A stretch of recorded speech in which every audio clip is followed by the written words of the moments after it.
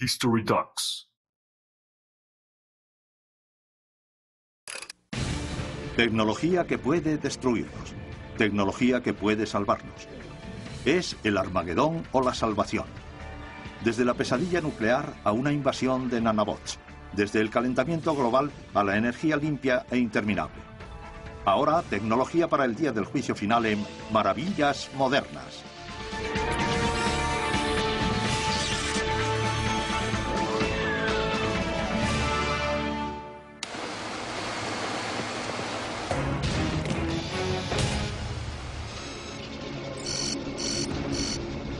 Año 2019. Las tensiones entre los Estados Unidos y Rusia se acrecentan. Los decrépitos satélites rusos de alerta precoz confunden un cohete de investigación norteamericano con un misil. Cunde el pánico en Rusia y se ordena un contraataque total. Solo hacia Nueva York y Washington se lanzan decenas de misiles. Confirmado el ataque soviético, los Estados Unidos deciden tomar represalias. Keys. On my mark. 3, 2, 1, mark. I got missile away. En total, 7.000 misiles alcanzan su destino en Norteamérica, Rusia y Europa Occidental, matando a 189 millones de personas en media hora. Toda la mitad norte del planeta queda inhabitable.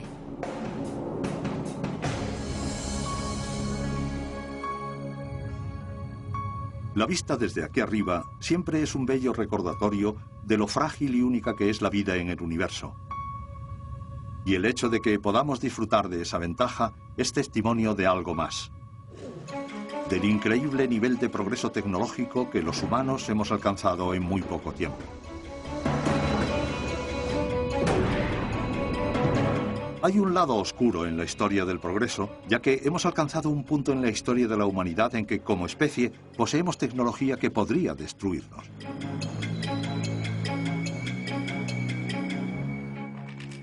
Siempre hemos vivido en un mundo peligroso, pero hasta ahora los peligros provenían de la naturaleza. Inundaciones, suciedad, terremotos, epidemias, etc. Lo que ha cambiado es que, por primera vez, los peligros a los que nos enfrentamos los provocamos nosotros. Estamos cambiando el clima global como humanos, y nuestra tecnología podría dar resultados inesperados, hasta destruir la civilización, si no la manejamos bien. Durante 60 años, la principal tecnología del juicio final han sido y son las armas nucleares. Mr. Gorbachev, tear down this wall. A pesar del fin de la Guerra Fría hace más de una década, los Estados Unidos y Rusia tienen unos 20.000 misiles preparados para destruirse, muchos listos para dispararse. Están armados, apuntados, preparados y saldrán de los hilos con solo teclear un par de comandos.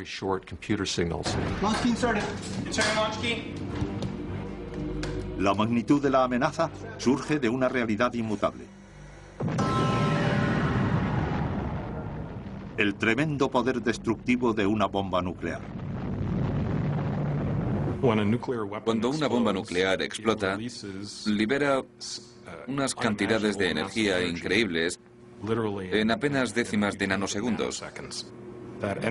Esa energía es radiación en gran parte y se asocia con el aire y los materiales a su alrededor. Provoca una onda expansiva como un enorme émbolo. Antes de la onda expansiva salen las radiaciones de calor que, por ejemplo, prenden fuego a las casas y a las personas. Y luego, muy rápidamente, la onda expansiva llega y apaga el fuego, pero lo destruye todo a su paso, lo reduce a cenizas. En el momento en el que se forma el hongo atómico, todo está ya destruido. Si el nacimiento de la tecnología del juicio final se pudiera determinar en un solo momento, sería una preciosa mañana de verano el 6 de agosto de 1945.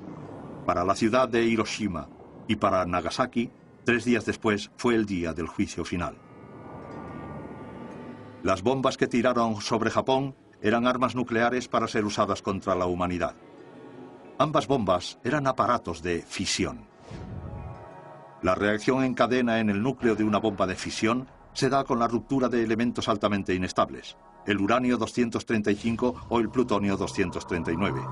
Aunque mucho más potente que cualquier otra arma anterior, la bomba de fisión fue eclipsada apenas 6 años después por un arma cientos de veces más potente, la bomba de fusión o de hidrógeno.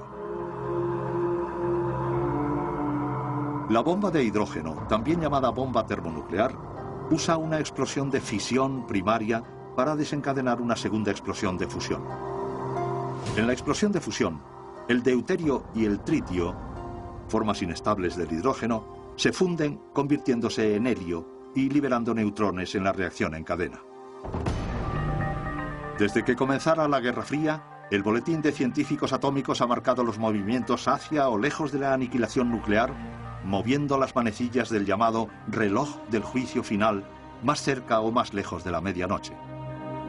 Estuvimos a solo 3 minutos de medianoche en 1953 tras las pruebas con éxito de las bombas H norteamericanas y soviéticas. Con la invención de la bomba de hidrógeno, la capacidad de matar con armas nucleares aumentó rápidamente y con una variedad aterradora. Teníamos armas nucleares en bombarderos a los que avisaban los aviones que rondaban el globo 24 horas al día. Si se unía eso a la postura que nosotros y luego los rusos adoptamos de lanzamiento previo aviso, en que no hacía falta esperar a que se diera un ataque nuclear, sino que se lanzaban las armas cuando avisaban de tal ataque porque no se podían permitir estar equivocados, eso incrementó drásticamente los peligros a los que nos enfrentamos.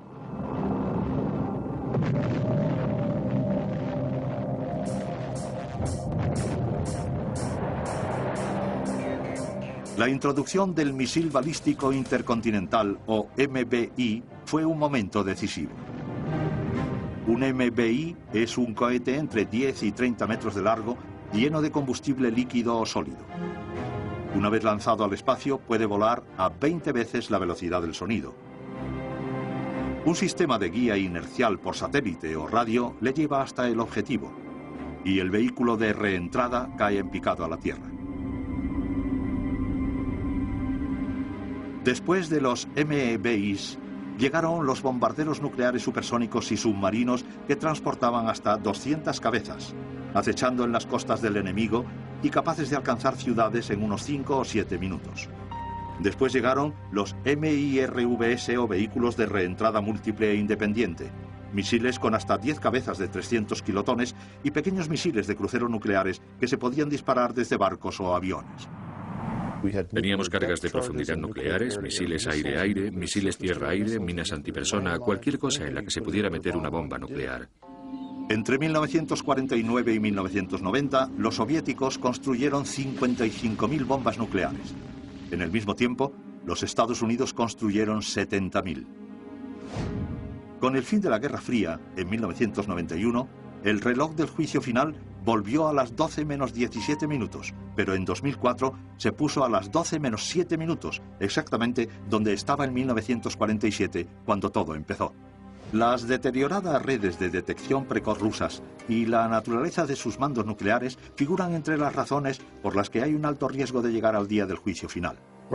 Hoy día Rusia no tiene una red eficaz de satélites de detección precoz, lo que junto a su deteriorada red de radares de tierra se traduce en que una gran parte del día, quizá más de 15 horas diarias, los generales rusos no tienen ni idea de si están sufriendo un ataque nuclear. En 1995 se dio un aterrador incidente cuando una lectura falsa de uno de los satélites de detección precoz rusos hizo que el entonces presidente Boris Yeltsin activara sus armas nucleares por primera vez.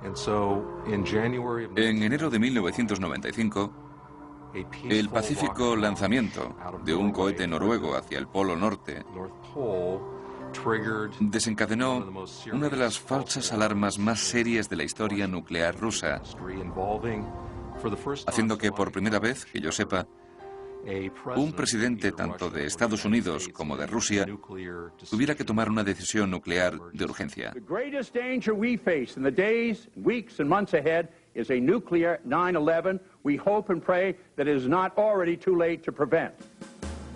Hoy en día, Rusia también lucha por controlar sus 1.000 toneladas de uranio altamente enriquecido, o HEU, y 170 toneladas de plutonio, suficiente material físil para fabricar decenas de miles de armas nucleares. El ranking member del Comité de Asuntos Exteriores se ha referido a la situación como una especie de mercado nuclear. Es decir, si quieres ir allí, si quieres conseguir un arma nuclear, allí debes ir. Hay 18 casos confirmados, casi todos en la antigua Unión Soviética, de robos de HEU o plutonio desmantelados por las autoridades. ¿Por qué es erróneo pensar que todo está protegido? Primero, porque el mismo ejército que está protegiendo esto casi se está descomponiendo. La pobreza y la corrupción en Rusia florecen, así que es imposible descartar a los elementos corruptos del ejército que podrían estar vendiendo armas.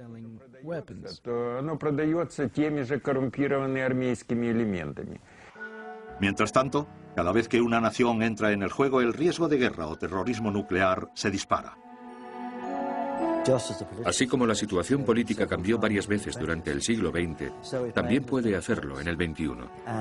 Y tenemos que ser conscientes de que en 50 años podría darse otra situación geopolítica, un enfrentamiento entre dos superpotencias, que podría llevar a una situación al menos tan peligrosa como el peor período de la Guerra Fría.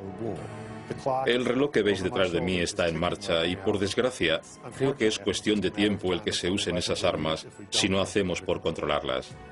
Las armas nucleares, como toda tecnología, no pueden desinventarse, pero con mucho cuidado pueden mantenerse, desmantelarse y guardarse. En las llanuras ventosas del norte de Texas, en un complejo creciente de 186.000 metros cuadrados, se desmontan muy cuidadosamente los aparatos más mortíferos jamás diseñados por el hombre. Esto es Pantex, ahora el único emplazamiento del Departamento de Energía con el increíble encargo de desmantelar cabezas nucleares norteamericanas. Pantex desmontó hace poco su cabeza número 10.000. Pantex es el lugar, el último punto de montaje, o el primero, de cabezas nucleares de los Estados Unidos. Las cabezas nucleares llegan desde los silos y arsenales nacionales en camiones fuertemente vigilados. En estas imágenes únicas, están desmontando una bomba nuclear B-61 en subpartes, incluyendo el radar de la sección frontal y la sección de cola, que contiene el paracaídas. Se sacan instrumentos electrónicos muy valiosos y se reutilizan si es posible, y se rescatan metales preciosos. Los trabajadores de Pantex dejan irreconocibles los componentes confidenciales antes de tirarlos para no revelar ningún secreto de la bomba. Luego está lo que los ingenieros nucleares llaman el paquete físico. Unas partes increíblemente complejas que crean la explosión nuclear. La primera, o ensamblaje de fisión, está construida alrededor de una esfera hueca de plutonio llamada foso. En el caso de una bomba de hidrógeno, hay una secundaria, o ensamblaje de fusión, construida alrededor de uranio altamente enriquecido, o HEU. El desmantelamiento de los componentes nucleares se lleva a cabo dentro de unos edificios de hormigón muy reforzados llamados Greybold Wertis, construidos para minimizar los efectos de una improbable explosión nuclear. Hay al menos 12.000 fosos de plutonio almacenados en Pantex. Las secundarias se llevan intactas al complejo I-12 del Departamento de Energía en Oak Ridge, Tennessee. En Estados Unidos se han desmontado unas 58.000 armas nucleares desde el comienzo de la era atómica. Mucho material físil que controlar. Controlan el plutonio y el uranio hasta el último gramo. Hace que Fort Knox parezca el bar de la esquina. Es decir, que vigilamos esto mejor que el oro. Y hay que dar cuenta de cuando algo se mueve de un lado de la estantería a otro. Esos movimientos se controlan. Los Estados Unidos también trabajan en el perfeccionamiento de la integridad de las armas nucleares en su arsenal. Esta enorme pistola de aire comprimido del Laboratorio Nacional Lawrence Livermore dispara un pequeño proyectil en una muestra del llamado explosivo muy insensible. Es un explosivo no nuclear que se coloca alrededor del foso en un arma nuclear. La cubierta del arma se coloca en una cámara de acero para contener la metralla que pudiera crearse con el impacto.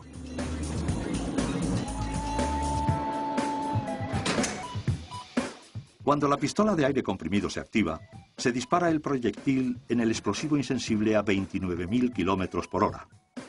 Esta prueba permite al laboratorio diseñar material tan insensible que nadie ni nada pueda detonarlo. Excepto esto, el MSAD o aparato mecánico de armamiento y aseguramiento. Para colocarlo en línea con el cañón de la pistola y que pueda detonar el arma nuclear, hacen falta una serie muy compleja de dígitos, de ceros y unos, un código mecánico. Y si no pones exactamente la serie de dígitos correctos, se bloquea permanentemente. Se desactiva el arma y no se puede detonar. Los departamentos de energía y defensa norteamericanos también proporcionan ayuda técnica para modernizar la vigilancia y seguridad de los emplazamientos nucleares rusos, aunque la principal herramienta es el dinero. El DOE está comprando grandes cantidades de uranio a su antiguo rival en la Guerra Fría y lo está mezclando con el combustible de los reactores de las plantas nucleares norteamericanas. Irónicamente, el motor del capitalismo norteamericano se está moviendo en parte con combustible sacado de armas diseñadas para destruir. Pero la reducción del gigantesco programa nuclear de los soviéticos tras la Guerra Fría dejó otro problema grave en el camino. Más de 5 millones de personas trabajaban en investigación, desarrollo y producción allí, incluyendo más de 500.000 con carreras científicas. Yo era uno de ellos. 3 de cada 4 científicos trabajaban para la industria de defensa. Muchos de ellos trabajan en ciudades cerradas, enormes ciudades secretas amuralladas que construían el grueso del arsenal nuclear soviético. A cambio de su trabajo y su vida fuertemente controlada, los científicos y trabajadores disfrutaban de un nivel de vida en sus ciudades amuralladas mucho mejor que el del ciudadano soviético medio. Podían comprar neveras, coches y hasta pisos separados para la familia, lo que no era común en la época. Así que el reto principal hoy en día es proporcionar a esos científicos e ingenieros de talento trabajos y sueldos para asegurarse de que no se ven tentados a vender uno de los elementos más importantes de un arma nuclear: el conocimiento. Solo esperamos que el problema de las ciudades amuralladas se resuelva sin fugas de cerebros, que se conserve lo que haya y que se conviertan en centros científicos civilizados. Si un arma nuclear cae en malas manos, la siguiente línea de defensa para prevenir un 11S nuclear es la tecnología de detección. Este laboratorio, por ejemplo, ha distribuido equipo de detección de radiación dirigido específicamente a detectar materiales de ensamblaje de un arma nuclear. Se han distribuido ese tipo de monitores portales o de puerta por los Estados Unidos y las fronteras nacionales. Otros científicos creen que la mejor forma de controlar el material nuclear suelto es acelerar el proceso de desmantelamiento de los arsenales mundiales. La forma de reducir las armas rusas es reduciendo las armas norteamericanas en colaboración con Rusia, cambiando los incentivos para que los países no alberguen material nuclear y reduciendo el número de potencias nucleares del mundo. Desmontar esos aparatos del juicio final para siempre es el sueño de cualquiera que aprecie la vida en el planeta. Y hará falta más que tecnología para olvidar la era de las armas nucleares. Se necesitará un nivel sin precedentes de cooperación internacional. Pero incluso aunque consigamos desactivar la amenaza nuclear, quedan otras tecnologías que usamos a diario que amenazan nuestra supervivencia.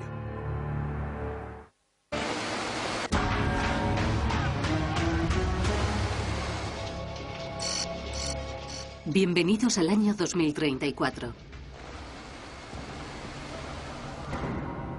Sequías de 20 años desde el oeste norteamericano hasta el delta del Mekong amenazan las reservas alimentarias del mundo. Año tras año, los huracanes han destruido la economía del sudeste norteamericano y han dejado Nueva Orleans permanentemente sumergida. Las hambrunas matan a millones en el norte de África. El creciente nivel del mar devasta Bangladesh. La guerra se desata cuando continentes enteros y una clase de refugiados permanente luchan por los decrecientes suministros de agua y combustible.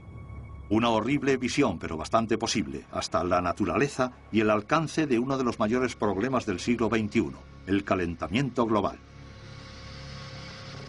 Si se miden los logros humanos hasta la fecha, en cuanto a puro impacto, habría que decir que, por desgracia, el calentamiento global es el mayor logro de la raza humana, porque en menos de un siglo, los humanos con nuestra tecnología y los combustibles fósiles hemos afectado a la misma química de un planeta del universo.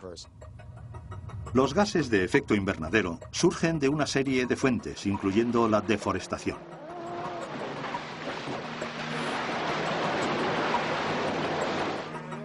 Y el metano liberado por la agricultura, aunque la gran mayoría de científicos echan la culpa directamente a la tecnología de energía basada en hidrocarburos. Basándose en pruebas como el análisis de anillos arbóreos o las muestras de hielo, que ofrecen lecturas de carbono atmosférico y temperatura de hasta hace 400.000 años, dos hechos son claros.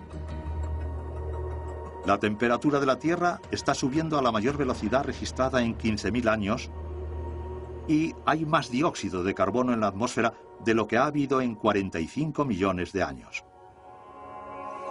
Muchos científicos consideran que la conexión entre el exceso de carbono y el calentamiento global no tienen discusión. Cada vez más científicos llegan a la conclusión de que no solo hemos aumentado los gases de efecto invernadero más allá de los niveles naturales, sino que ahora lo vemos reflejado en un aumento de la temperatura. Los gases de efecto invernadero atrapan el calor que se irradia desde la Tierra y esa capa aislante proporciona calor para la vida en la Tierra. El exceso de estos gases hoy en día está sobrecalentando el planeta. El consenso ha llegado a lugares sorprendentes, incluyendo compañías petrolíferas. El exceso de carbono en la atmósfera, que está llevando al calentamiento global, proviene de muchas fuentes. La principal es la actividad humana quemando combustibles fósiles y el uso de carbón, gas y petróleo. El petróleo, el carbón y el gas natural constituyen el pilar del mundo moderno. Los combustibles fósiles son preciados por su abundancia, su facilidad de extracción y su capacidad para generar calor. El proceso básico consiste en convertir el carbono y el hidrógeno de esos materiales en CO2, en agua y calor. Así que se libera carbono en el aire mientras se libera esa energía. Posiblemente ninguna otra tecnología haya cambiado el mundo tan rápida y completamente. Ese increíble ritmo de cambio ha hecho de los combustibles fósiles una tecnología del día del juicio final. Un mundo arrasado por sequías, inundaciones y huracanes. Perspectivas potenciales del calentamiento global que el Pentágono analiza como auténticas amenazas. Nos pidieron que imagináramos un cambio climático brusco y que viéramos qué consecuencias podría tener en la seguridad nacional de Estados Unidos. Lo que he descubierto es que la gente lo está leyendo en todo el Pentágono y se lo están tomando en serio.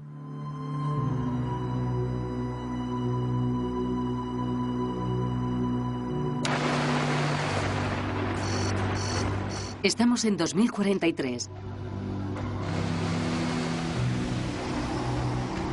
Gran parte del norte de Europa está cubierta de hielo tras años de crudos inviernos que han acabado con cosechas y especies de animales en el hemisferio norte. De hecho, es el comienzo de una nueva edad de hielo que durará cientos de años. ¿Cómo puede llevar el calentamiento global a un enfriamiento repentino? Mediante una interrupción del ciclo termoalino, la intrincada corriente de agua salada que circula por el globo. Uno de los bucles de esa corriente, la corriente del Golfo, lleva las aguas y el clima cálidos del Ecuador hacia el norte, haciendo que Europa sea mucho más cálida que Siberia, que está a la misma latitud.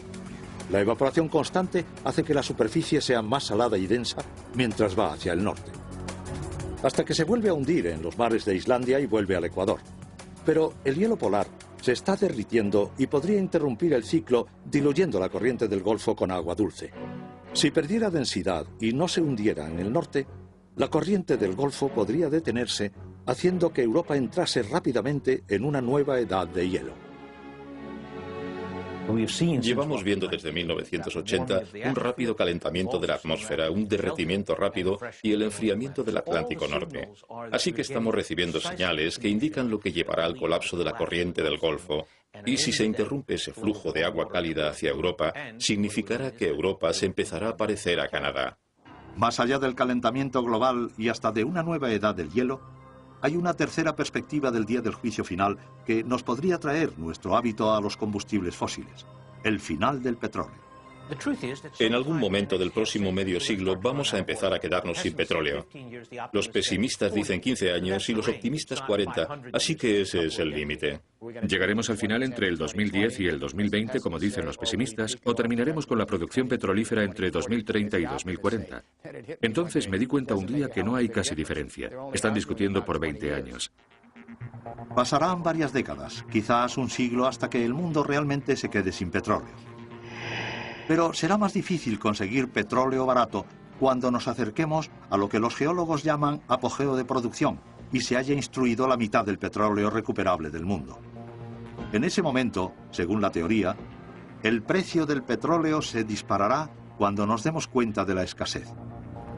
La magnitud de esto viene del simple hecho de que el mundo moderno no solo depende del petróleo, sino del petróleo barato, de mucho petróleo barato. Cuando los antropólogos recuerden este periodo de la historia, lo llamarán la edad del petróleo, porque el mundo se mueve por el uso del petróleo. No solo es la gasolina que echamos a los coches para transporte. Las cosechas crecen gracias a abonos petroquímicos. Muchos de los fármacos tienen una base petroquímica.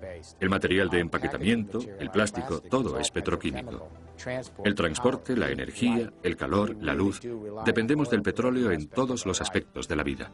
La revolución en la agricultura de mediados del siglo XX, que aumentó drásticamente las cosechas en el mundo, fue posible en gran parte por dos tecnologías punteras: la mecanización y los abonos petroquímicos, ambos dependientes del petróleo barato.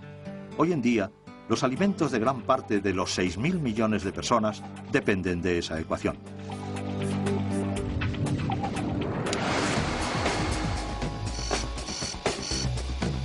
Año 2019.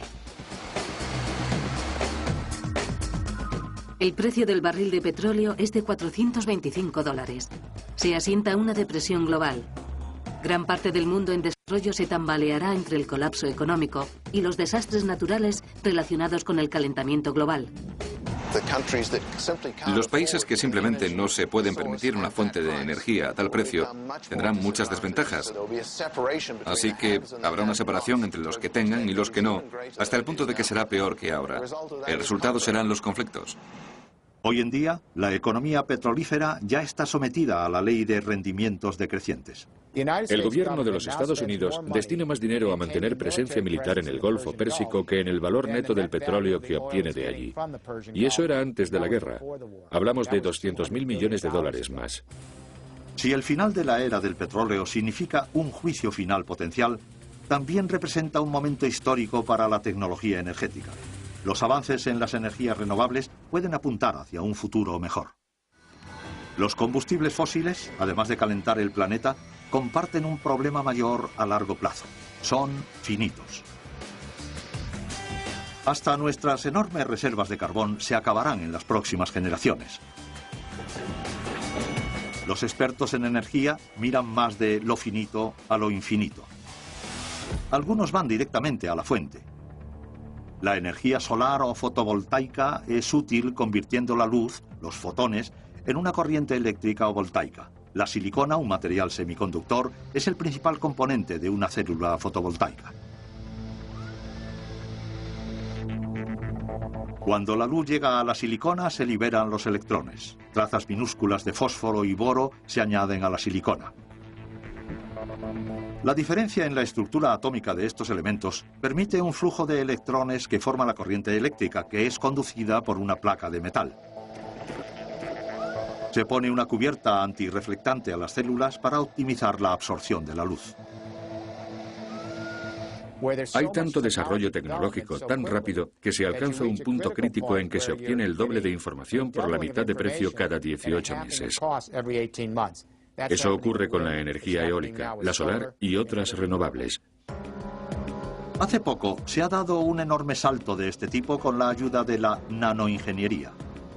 Una compañía californiana llamada Nano Solar imprime literalmente hojas de células fotovoltaicas de microingeniería que son mucho más baratas y eficaces que células mucho más pesadas. Invisible y omnipresente, el viento es otra fuente infinita y el mundo está descubriendo su potencial.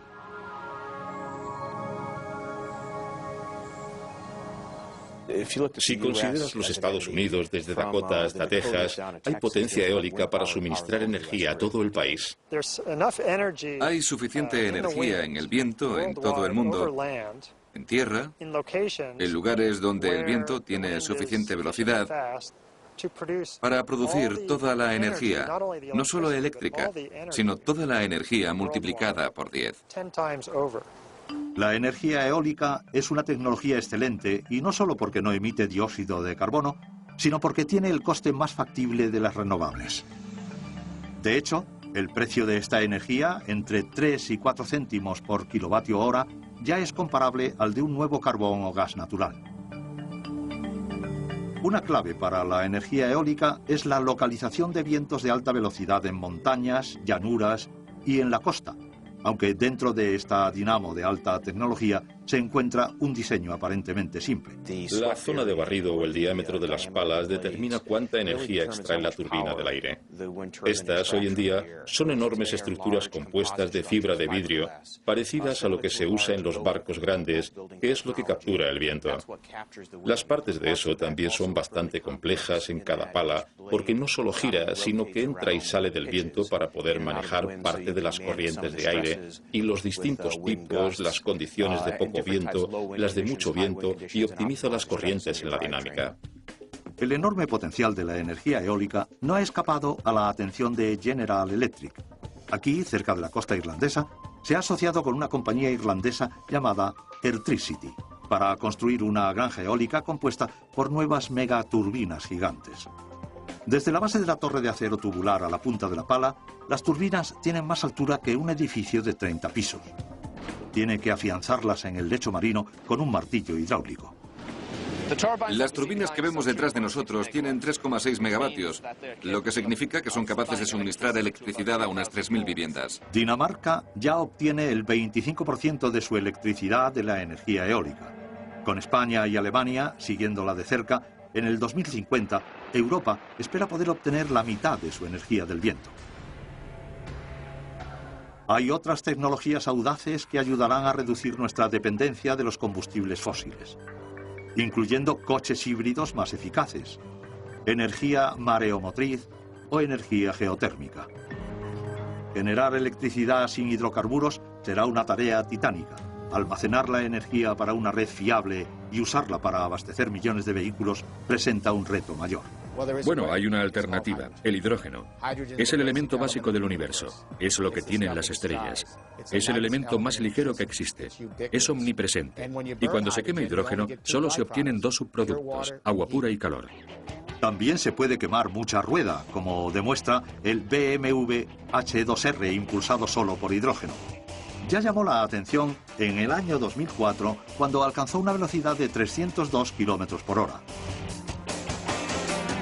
Y en contra del mito popular, los tanques de hidrógeno no son un Hindenburg latente. Las pruebas de choque han demostrado que los tanques del H2 son tan seguros como los de gasolina. Pero el hidrógeno, como la electricidad, es un conductor de energía, no una fuente. Extraerlo requiere de bastante energía y dinero. El método limpio de extracción de hidrógeno utiliza electrólisis. Se hace lo mismo que hacías en el laboratorio del instituto. Se pasa la electricidad por agua y sale oxígeno e hidrógeno. Muy fácil, es el único subproducto. Dejas que el oxígeno se libere y capturas el hidrógeno, y ahí tienes el combustible. El hidrógeno también se puede almacenar líquido, gaseoso o sólido, y se puede utilizar para producir electricidad en células combustibles, por lo que tiene el potencial de reemplazar a la gasolina con combustible limpio, y de reemplazar la red energética que no puede almacenar electricidad con fuentes energéticas descentralizadas móviles. Con la economía del hidrógeno o no, el potencial combinado que el calentamiento global y el fin del petróleo barato provoquen, El juicio final seguramente relanzará una fuente de energía fiable pero controvertida, la fisión nuclear. Yo creo que veremos un giro completo en la actitud general hacia la energía nuclear, porque la alternativa es el carbón, y lo que veremos será un aumento drástico en el número de centrales nucleares en el mundo. Los científicos siguen persiguiendo el sueño de la fusión nuclear, tanto fría como caliente. Si se puede hacer práctica, la fusión podría ser una fuente energética limpia, sin límite, que podría salvarnos, aunque solo fuera una de las muchas paradojas de la tecnología del día del juicio final, el átomo. La fusión fría, una vez desacreditada, se ha ganado un renovado interés gracias a unos experimentos del SRI International, donde un láser de baja energía irradia una barra de paladio sumergida en un electrolito de agua fuerte de deuterio. La reacción genera helio, liberando 30 veces la cantidad de energía invertida. Es decir, prueba de una ganancia energética neta, la fusión a temperatura ambiente. La razón de más peso para considerar la fusión de cualquier tipo es que el deuterio, que es el combustible en los procesos de fusión, se puede obtener del agua de mar. De hecho, hay suficiente deuterio en 4 litros de agua de mar para que, si se convierte en energía con un proceso de fusión, 4 litros de agua de mar, en su estado natural, tiene 30 veces la densidad energética de 4 litros de gasolina. Sea cual sea el camino que elijamos, reemplazar nuestro hábito energético actual será una de las mayores empresas que lleve a cabo la civilización. En el siglo XXI, los robots grandes necesitan tecnología pequeña, como la nanotecnología. Pero cuando la nanotecnología se une a la robótica, algunos dicen que por ahí llegará el día del juicio final. Superordenadores, robots, cyborgs, androides, estas máquinas inteligentes de ficción o reales, llevan tiempo incomodando las mentes de la especie que las creó. Una máquina que se vuelve contra los humanos sería una tecnología del día del juicio final cruel. Nuestro miedo a que tal día llegue puede aumentar cuando los ordenadores y los robots parezcan más humanos y los humanos parezcamos más máquinas. Tendremos sistemas no biológicos muy potentes que tendrán la sutileza, agilidad y poder de reconocimiento de la inteligencia humana, combinado con la capacidad de compartir el conocimiento instantáneamente, pensar mucho más deprisa y más precisamente, aunque no va a ser un rival, como una invasión de inteligencia alienígena viniendo por el horizonte, sino que surgirá de nuestra civilización y nosotros nos uniremos literalmente a esta tecnología. El miedo ancestral a que las máquinas sean mejores que los hombres ha resurgido, esta vez debido al campo vanguardista conocido como nanotecnología. La nanotecnología es cualquier cosa a escala nanométrica. Es 10 elevado a menos 9 metros, o cerca de 1 milésima parte de un pelo humano. Llamada a producción molecular o tecnología atómica, la nanotecnología es básicamente la producción con materiales diminutos hasta del tamaño del átomo. Puede crear materiales superfuertes y hasta diminutas máquinas que fabricarán más maquinitas en cadenas de montaje nanométricas. Las aplicaciones positivas de la nanotecnología apenas tienen límites. La reciente introducción del nanoníquel podría reducir el coste del combustible de transporte en un 75%. Nuevos aparatos detectan agentes de guerra química usando partes montadas a nivel molecular. La nanomedicina es especialmente intrigante. En el próximo periodo habrá algunos trabajos muy emocionantes con nanopartículas, cubriendo la mitad con oro, colocando una molécula funcional en el otro lado y mandándolo a un sistema biológico como esta molécula de aquí, vinculada al cáncer. Creo que antes de que me muera los cirujanos ya estarán inyectando diminutos nanosistemas en el cuerpo para reparar tejidos, células y moléculas. Cualquier tecnología con este poder tiene que tener sus inconvenientes, y hasta los que proponen la nanotecnología advierten de sus abusos potenciales. El miedo tiene que ver con el futuro de las nanomáquinas o nanobots, específicamente con los nanobots autoduplicadores. La autoduplicación será necesaria constructivamente para poder aumentar el número de nanobots a un nivel útil, porque un nanobot no hace nada. Hacen falta trillones de ellos, así que hasta cierto punto tiene que existir la autoduplicación para llegar a ese número. Los críticos, que van desde el fundador de Sun Microsystems, Bill Joy, hasta el príncipe de Gales, advierten de la perspectiva del día del juicio final. Año 2046. Como práctica común, se liberan miles de millones de nanobots diseñados para consumir hidrocarburos para absorber un vertido en la costa de Luisiana. Pero los nanobots, por un error de programación, empiezan a devorar toda forma de vida basada en el carbono. Y mientras se autoduplican exponencialmente, reemplazan toda materia con copias de ellos mismos. En pocos días el mundo queda reducido a polvo. Esta perspectiva se ha llamado la masa gris. Es lo mismo que vemos en biología, donde hay virus, bacterias o células cancerígenas que se duplican. Las células cancerígenas empiezan a duplicarse y luego toman control del cuerpo y convierten las células buenas en copias de ellas. Así que la autoduplicación incontrolada es un gran peligro. Esto es, por el momento, ciencia ficción. Y muchos de nosotros creemos que seguirá siendo así. Pero por supuesto hay que tener en cuenta que muchas cosas que parecían ciencia ficción hace un siglo se han convertido en una realidad ahora.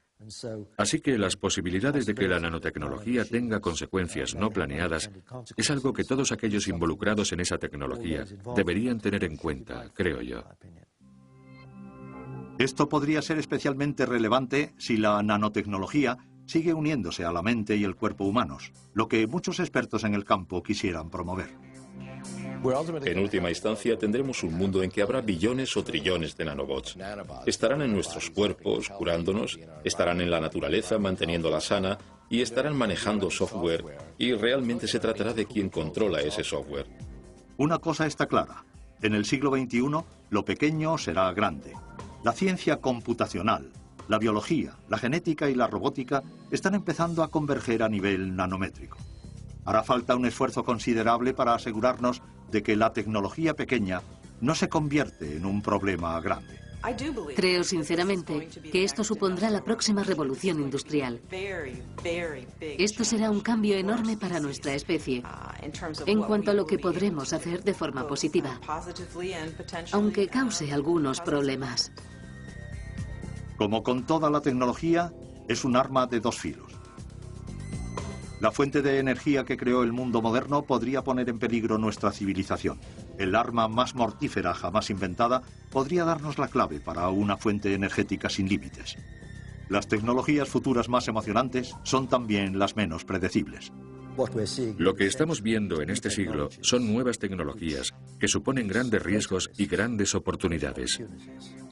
Tenemos que asegurarnos de que aprovechamos esas oportunidades y evitamos los riesgos del mal uso. Y los riesgos son grandes, porque ahora una sola persona está adquiriendo la cantidad de poder que era la prerrogativa de una nación hace 50 años. Hemos conseguido evitar el día del juicio final hasta ahora, pero el hecho de que realmente tenemos el poder de provocar nuestra desaparición debería detenernos. En nuestra interminable búsqueda del conocimiento, también necesitaremos la sabiduría para recordar la situación general.